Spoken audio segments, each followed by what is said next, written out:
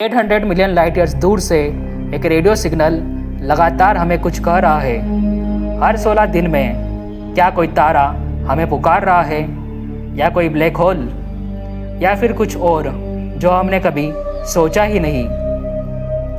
रहस्यमयी radio signal. एक Galaxy से एक रेडियो सिग्नल लगातार आ रहा है और वो हर 16 दिन में दोहराता है। वैज्ञानिकों ने इसे 800 मिलियन लाइट ईयर्स दूर से पकड़ा है, लेकिन आज तक कोई नहीं जान पाया कि ये सिग्नल भेज कौन रहा है। कुछ कहते हैं ये न्यूट्रॉन स्टार हो सकता है, कुछ कहते हैं ब्लैक होल, या शायद कुछ और ही है जो हमारी समझ से बाहर है। क्या सितारे भी गा सकते हैं? हाँ, और वो भी बिना म्यूजिकल इंस्ट्रूमेंट के। सितारों का संगीत। कुछ सितारे लिटरली गाते हैं, असल में वो वाइब्रेट करते हैं जैसे कोई विशाल म्यूजिकल इंस्ट्रूमेंट। इस तरह के कंपन को एक खास फील्ड में स्टडी किया जाता है जिसे कहते हैं एस्ट्रोसिस्मोलॉजी। इन वाइब्रेशन से पता चलता है कि कोई तारा कितना बड़ा है, उसकी उम्र क्या है और अंदर से वो कैसा है। हम इन्हें अपने कानों से नहीं सुन सकते, लेकिन सही इंस्ट्रूमेंट से ये सितारे खुद अपने सीक्रेट्स रिवील करते हैं। क्या स्पेस सच में खाली है? जो स्पेस हमें खाली दिखता है वो असल में एनर्जी से भरा है।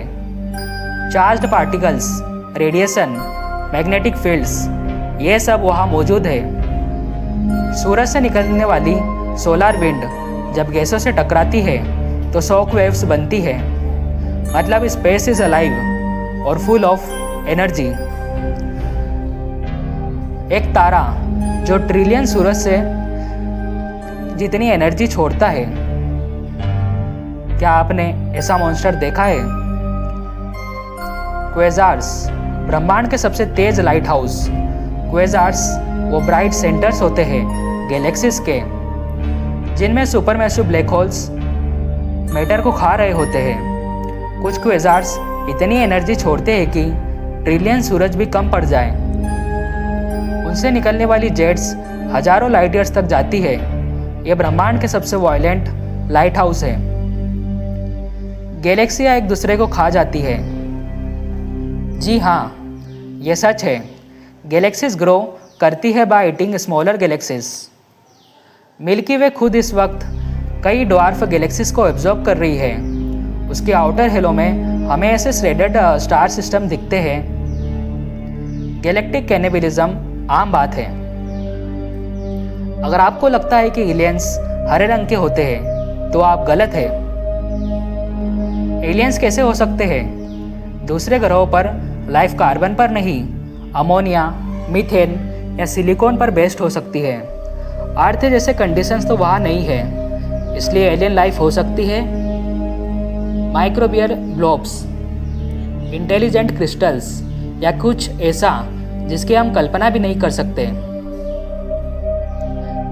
टाइम स्लो क्यों हो जाता है? आइंस्टाइन ने बताया था कि ग्रेविटी टाइम को स्लो कर देती है। जितनी ज़्यादा ग्रेविटी उतना स्लो टाइम। जीपीएस सैटेलाइट्स जहाँ ऑर्बिट करती है वहाँ ग्रेविटी कम होती है, इसलिए उनकी क्लॉक्स तेज चलती है।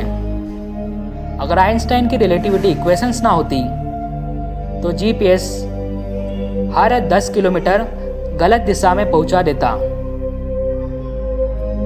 सबसे ठंडा तापमान कहाँ है? प्लूटो नहीं, बल्कि हमारा मून। साउथ पोल पर कुछ क्रेटर्स परमानेंट शेडो में रहते हैं। वहाँ का तापमान है -397 फ़ारेनहाइट या -200 डिग्री सेल्सियस। ये एब्सोल्यूट ज़ीरो के बेहद करीब है। जहाँ एटम्स भी हिलना बंद कर देते हैं, वही बर्फ अरबों सालों से फंसी पड़ी है। एक ऐसा ग्रह जहाँ लोहे की बारिश होती है। ग्रह जहाँ लोहे की बारिश होती है। WASP-76b नाम का एक एक्सोप्लैनेट इतना गर्म है कि उसका तापमान 2200 डिग्री सेल्सियस से भी ज़्यादा है और वहाँ लोहा भी वेपर बन जाता है। नाइट साइड पर यह ठंडा हो जाता है और फिर मोल्टन आयरन की बारिश होती है। यह है गैलेक्सी का सबसे खतरनाक वेदर फोरकास्ट। नेपच्यून के तूफान।